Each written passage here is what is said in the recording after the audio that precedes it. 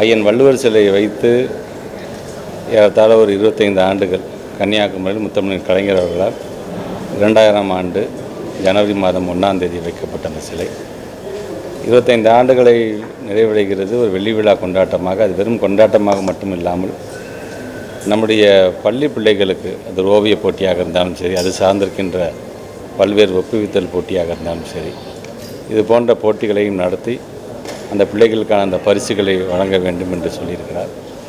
அது மட்டும் இல்லாமல் இது போன்ற லைப்ரரி ஒவ்வொரு மாவட்டத்தில் இருக்கிற லைப்ரரியில் இந்த மாதிரியான வள்ளுவருக்கான அந்த புத்தகம் கண்காட்சியாக இருந்தாலும் சரி, இந்த ஓவிய கண்காட்சியாக இருந்தாலும் சரி, இன்றைக்கி ஒவ்வொரு நூலகத்திலும் அந்தந்த மாவட்டத்தினுடைய மாவட்ட ஆட்சியர் மூலமாக அதேபோன்று வள்ளுவருடைய அந்த புகைப்படம் வைக்கப்பட்டு அதற்கு மாலையும் மரியாதையும் செலுத்துகின்ற அந்த நிகழ்வும் இன்றைக்கு நடைபெறுகின்றது. துறையோட அமைச்சர் என்கிற முறையில் நானும் நம்முடைய வருகை தந்திருக்கின்ற நம்முடைய அண்ணன் மனுஷபுத்திரன், எங்களுடைய டெக்ஸ்ட் புக் கார்பரேஷனுடைய எம்டி அண்ட் அதே மாதிரி நம்முடைய லைப்ரரியுடைய டைரக்டர் நம்முடைய சங்கர் சார், இவர்களெல்லாம் கலந்து கொண்டு இன்றைக்கு அதுக்கான மரியாதையை செலுத்தியிருக்கின்றோம். வள்ளுவருக்கு மரியாதை என்று சொல்லும்போது வள்ளுவரை நாம் கொண்டாடலான அவர் எழுத திருக்குறளை ஒட்டுமொத்தமாக உலகமும் கொண்டாடுகின்ற அனைவருக்கும் பொதுமறையான ஒன்று. ஆக அந்த விதத்தில் பெருமை கொள்கின்ற ஒரு நிகழ்வாக இந்த நிகழ்வை நான் மட்டுமல்ல கலந்து கொண்டிருக்கின்ற பத்திரிகை துறை ஊடகத்துறை சார்ந்திருக்கிற நண்பர்கள் நாமும் அந்த பெருமையை கொள்வோம். இது மட்டும் இல்லாமல் இன்றைக்கு நம்முடைய மாண்புமிகு தமிழ்நாட்டு முதலமைச்சருடைய அறிவுறுத்தின்படி நம்முடைய பள்ளிக்கல்வித்துறை சார்பாக பிள்ளைகள் ஒவ்வொரு கேட்டகரியிலையும் அந்த பிள்ளைங்களை தேர்ந்தெடுக்கப்பட்டு அகாடமிக் ஸ்டடீஸ்லேருந்து சரி, மன்ற செயல்பாடுகளிலிருந்து சரி, அவருடைய தனித்திறமைகளை வளர்த்தெடுக்க வேண்டும் என்ற வகையில் இன்றைக்கி பல்வேறு விதமான போட்டிகளை நாம் நடத்தி கொண்டிருக்கணும். அது வினாடி வினாவாக இருந்தாலும் சரி. ஸோ இதிலெல்லாம் தேர்வு செய்யப்படுகின்ற அந்த மாணவ செல்வங்களை வெளிநாடுக்கு அழைத்து செல்வதை ஒவ்வொரு ஆண்டும் நாம் தொடர்ந்து செய்து கொண்டிருக்கின்றோம். அந்த வகையில் ஆல்மோஸ்ட் பார்த்திங்கன்னா ஒரு 100 மாணவர்கள் இருக்கின்ற ஒரு பேட்ச். அதில் ஒரு 42 மாணவர்கள் மட்டும் முதல்ல நாங்கள் இந்த ஆண்டு சிங்கப்பூருக்கும், ஜனவரி மாதம் மீதம் இருக்கின்றவர்களை மலேசியாவுக்கு அழைத்து செல்ல வேண்டும் என்கின்ற அந்த திட்டமிடல் இருக்கின்றது. ஆக அதில் இன்றைக்கி ஒரு 42 ஸ்டூடெண்ட்ஸ் ப்ளஸ் எங்களுடைய டிஓஸ் 2 பேர், ஒரு ஜேடி என்று இன்றைக்கி அனைவரும் இன்றைக்கி மாலை நேரடியாக சிங்கப்பூர் கலந்து வர இருக்கிறார்கள். நான் இப்பொழுது 12 மணி ஃப்ளைட்டில் நான் முன்கூட்டியே அங்கே சென்று அவங்க நான் ரிசீவ் பண்ணுறதுக்கு நானும் அங்கே செல்கிறேன். இது வெறும் வெளிநாடு கூட்டிகிட்டு போகிறோம், வெறும் சுற்றுலா மட்டும் இல்லாமல் ஒரு மிகப்பெரிய ஒரு தாக்கத்தை அந்த சமுதாயத்தில் அந்த பிள்ளைங்க எந்த பகுதியிலேருந்து வந்திருக்குதோ, எதெல்லாம் நம்ம எஜுகேஷனல் பேக்வர்ட் பிளாக் இபிபி அப்படின்னு சொல்கிறோமோ மேக்ஸிமம் வந்திருக்க பிள்ளைங்களே பார்த்திங்கன்னா திருவண்ணாமலை மாவட்டம், விழுப்புரம் மாவட்டம், கடலூர் மாவட்டத்துலேருந்து வந்திருக்காங்க. எங்கள் உள்ளபடியே எங்கள் ஒரு பெருமையாக இன்னும் பார்த்திங்கன்னா அந்த இபிபிங்கிறது இல்லாத அளவுக்கு இன்றைக்கி எல்லா டிஸ்ட்ரிக்ட்லேயும் இன்றைக்கி அச்சீவர்ஸ் ஜாஸ்தியாக, குறிப்பாக பார்த்திங்கன்னா கிருஷ்ணகிரி, தருமபுரி தான் அச்சீவர்ஸ் ஜாஸ்தியாக வராதுன்ற அளவுக்கு இன்றைக்கி அந்த மாவட்டங்கள்லாம் இன்றைக்கி ரொம்ப அழகாக இன்றைக்கி சாதனை புரிந்து கொண்டிருக்கிற அந்த மாணவர்கள் இவர்களெல்லாம் மற்ற மாவட்டத்திற்கும் ஒரு எடுத்துக்காட்டாக இருப்பார்கள். அந்த கிராம பகுதியில் நம்ம பிள்ளை ஏதோ நம்ம கிராமத்தில் ஏதோ ஒரு பிள்ளை சிங்கப்பூர் போச்சாங்களோ, அது இந்த பள்ளிக்கூடத்தில் படிக்கிற பிள்ளையா என்று சொல்லும்பொழுது அந்த பிள்ளையோட குடும்பமாக இருந்தாலும் சரி, சுற்று வட்டாரமாக இருந்தாலும் சரி, அது ஒரு இம்பேக்டை மற்ற பிள்ளைகளுக்கும் அது ஊக்கத்தை தருகிறோம். நான் அடுத்த முறை நானும் இது மாதிரி போய் ஆகணும் என்று சொன்னால் அந்த திறமையை நான் வளர்த்துக்கொள்ள வேண்டும் என்கிற அளவிற்கு அது நாங்கள் ஒரு என்கரேஜிங் ஃபேக்டராக தான் நாங்கள் பார்க்குறோம். உள்ளபடியே ஒரு பெருமை வாய்ந்த பள்ளிக்கலைத்துறை சார்ந்து பல்வேறு விதமான திட்டங்களை நாம் கொண்டு வந்திருக்கோம் என்று சொல்லும் பொழுது அண்ணாந்து பார்த்து விமானத்தை பார்த்து அந்த பிள்ளைகளை விமான நிலையத்துக்கு கூட்டிகிட்டு போகிறோம், அங்கேருந்து வெளிநாடுகள் கூட்டிகிட்டு போகிறோம் என்பதே நாங்கள் மிகப்பெரிய ஒரு அச்சீவ்மெண்ட்டாகத்தான் பார்க்கின்றேன். அந்த பிள்ளைகளுக்கும் என்னுடைய வாழ்த்துக்களை நான் தெரிவித்துக் கொள்கிறேன். பள்ளிக்கல்வித்துறையில் ஒன்றிய அரசு கிட்டத்தட்ட நிதி வர வேண்டியது பல முறை நீங்களே கடிதமாக கொடுத்துருக்கீங்க, நேரிலேயே சொல்லியிருக்கீங்க. ஆனால் மாவட்ட கல்வி அலுவலகங்கள் அந்த பில்லுக்கட்டில் அப்படின்ற ஒரு விஷயமா இருக்கட்டும், ஆசிரியர்களுக்கு சம்பளம் கொடுக்கல சொல்லி விமர்சனம் பண்ணக்கூடியவங்க இந்த நிதியை பற்றி பேச மறுப்பதற்கான காரணங்கள் நிதியை பற்றி பேச மறுக்கிறதுக்கு ஒன்றிய அரசு தான் மறுக்கிறாங்க. 1.5 கோடி ரூபா நிலுவை இருக்குதுன்னு இவர் சொல்கிறாரு பார்த்தீங்களா. முதல்ல அதை நான் மறுத்திருக்கேன். நான் 1.5 கோடி ரூபா நிலுவை இல்லாமல் இல்லை. ஏன்னா அது சம்மந்தப்பட்ட அதிகாரிகள் நாங்கள் பேசும்பொழுது இமீடியட்டாக அவங்க செக் பண்ணி சார் அந்த மாதிரி இல்லை சார், எவ்ரி 6 months ஒன்ஸ் நம்மளுக்கான இதை நம்ம பண்ணிக்கிட்டு தான் இருக்கிறாங்க. யாராச்சும் அறக்குறையாக சொல்லிட்டா தயவு செஞ்சு அதில் முழுமையாக அது யாரும் இது பண்ணாதீங்க. ஆனால் திங் இப்போ ஆசிரியர்களுக்கு நாங்கள் சம்பளம் கொடுக்காமல் போயிடுச்சு அப்படின்னு சொன்னால் ஆசிரியர் ஃபஸ்ட்டு சும்மா விட்டுருவாங்களா?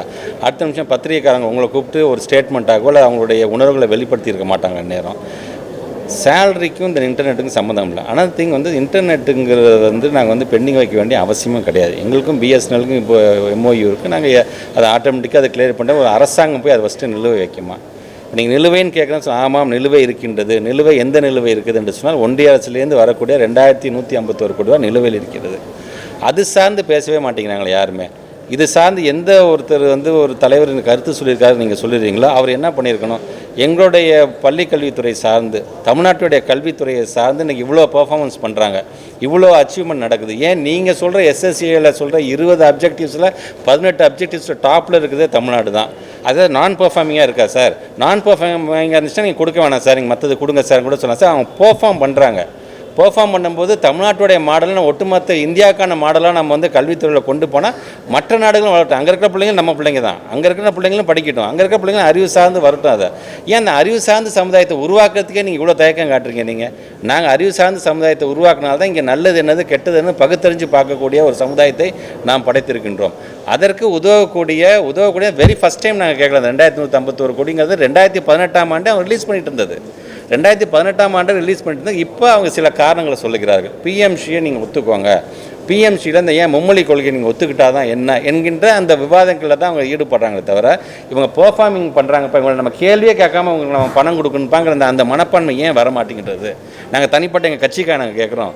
ஒட்டுமொத்தமாக இருக்கின்ற நம்முடைய மாணவ செல்வங்கள் சார்ந்திருக்கின்ற, ஏன் எங்களுடைய ஆசிரியர்கள் சார்ந்திருக்கின்ற கிட்டத்தட்ட 32,000க்கும் மேற்பட்டிருக்கின்ற பணியாளர்கள் ஆசிரியர்கள் சார்ந்திருக்கின்ற அந்த சம்பளத்தை இன்றைக்கி யார் தரா? மாநில அரசு நாம் பேர் பண்ணிக்கிறோம்.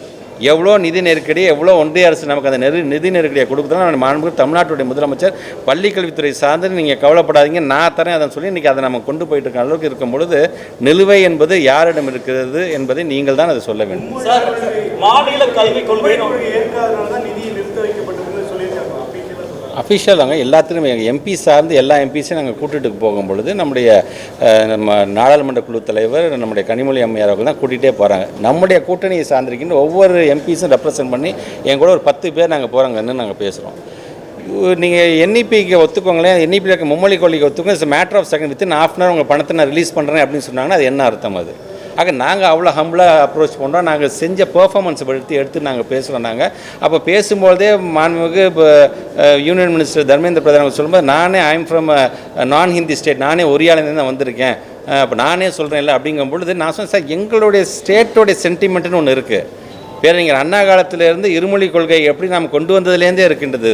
நாங்கள் எதாவது பெர்ஃபார்ம் பண்ணாமல் இருந்தால் பரவாயில்ல. இன்றைக்கி நாங்கள் த்ரூ அவுட் த வேர்ல்டு நாங்கள் போய் எங்களுடைய பிள்ளைங்க இன்றைக்கி அச்சீவ் பண்ணுறாங்க. த்ரூ அவுட் இந்தியா போய் எங்கள் பிள்ளைங்க போய் பல்வேறு ப்ரீமியம் இன்ஸ்டியூஷனில் போய் சேர்ந்துருக்காங்க. அது நிஃப்டாக இருந்தாலும் சரி, ஐஐடியாக இருந்தாலும் சரி, நிஃப்டமாக இருந்தாலும் சரி, லா யூனிவர்சிட்டியாக இருந்தாலும் சரி, பிள்ளைங்களுக்கு ஜேஇனா என்னன்னு சொல்லி கொடுக்குறோம், கிளாட்னா என்னன்னு சொல்லி தரோம், ஒரு என்ட்ரன்ஸ் எக்ஸாம் எப்படின்னு சொல்லி நீங்கள் அந்த பிள்ளைங்க போய் சேர்க்குற அளவுக்கு நாங்கள் போகும்பொழுது தயவுசெய்து அதை கம்பேர் பண்ணி பாருங்கள். அடிக்கடி சொல்லதான் நாங்கள் மற்ற ஸ்டேட்டோட கம்பேர் பண்ணுறது நாங்கள் ஒரு இதாக நாங்கள் பேசுகிறோன்னு நினைக்காதீங்க. இன்றைக்கி நம்ம லைக் ஆன் பார் வித் இன்றைக்கி ஃபாரினில் இருக்கிற அந்த யூனிவர்சிட்டி சார்ந்து அங்கே இருக்கின்ற கல்வி முறை சார்ந்து பிள்ளைங்களை கொண்டு செல்லுங்கிறதுக்காக தான் பல்வேறு டெக்னாலஜி ஏன் நம்ம கொண்டு வரோம். நம்ம இந்த டெக்னாலஜி நான் கொண்டு வரோம். இப்போ நாங்கள் அறிவிப்பு நாங்கள் கொடுத்துருக்கோம். நாங்கள் கடந்த கூட்டத்தில் அறிவிப்பை நான் கொடுத்துருக்கேன். நான் சென்சரி பார்க்கு நாங்கள் கொண்டு வரணும், ரோபோட்டிக்ஸ் நாங்கள் கொண்டு வரணும், இப்படி எல்லாமே டெக்னாலஜி வைஸாக நான் பேசுகிறேன். நான் அந்த டெக்னாலஜி வைஸ் நாங்கள் எதை பேஸ் பண்ணி சொல்கிறோம், 60:40 ரேஷியோ எஸ்எஸ்சி அமௌண்ட் எங்களுக்கு வரும்போது உடனே செய்ய முடியும்னு நாங்கள் பார்க்குறோம். நாங்கள் ஒவ்வொரு மாவட்டத்துலேயும் ஒரு ஸ்கூல் கொண்டு வர நாங்கள் ஆசைப்பட்றோம். இப்போ நீங்கள் பணத்தை கம்மி பண்ணால் நாங்கள் அது கம்மியாக்க வேண்டியதாகிடும். இப்போ எல்லா மாவட்டத்திலும் பண்ண வேணாம் சார், பைலட்டாக ஒரு ப்ராஜெக்ட் பண்ணலாம் சார், ஏன்னா நமக்கு ஃபண்டு இவ்வளோ தான் சார் வந்திருக்கு அப்படிங்கிற அளவுக்கு டிஸ்கஷன் போயிட்டுருக்கு. சார் நம்மளுடைய திருப்பி சொல்ல நம்ம எல்லாருமே சொல்கிறாரு, நம்மளுடைய மாண்பு துணை முதலமைச்சர் சொல்கிறார்ல, ₹1 கொடுத்தா நமக்கு 29 பைசா தான் வருதுன்னு. அது ஏன் அந்த 29 பைசா தான் வருதுங்கிற இம்பேக்டை ஏன் நம்மளால் புரிஞ்சிக்க முடியல? அந்த 29 பைசா வச்சு நம்மளால் என்ன பண்ண முடியும்? ஆக அதிகாக வந்துருச்சுன்னு சொன்னால் நம்ம டிபெண்ட் பண்ணி இருக்கணும்னு அவசியமே இல்லைங்கிறதுக்காகத்தானே நம்முடைய குறிப்பாக இந்த கல்வி என்று வரும்பொழுது அதை மாநில பட்டியலில் கொண்டு வாங்க எதற்காக நம்ம முயற்சி பண்ணுறோம்? நம்ம கொண்டு வந்தால் நமக்கு என்ன தேவை நம்ம முடிவு பண்ணிக்க மாட்டோமா?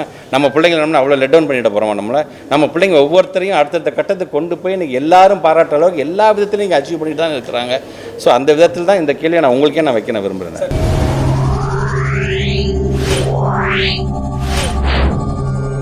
Yeah.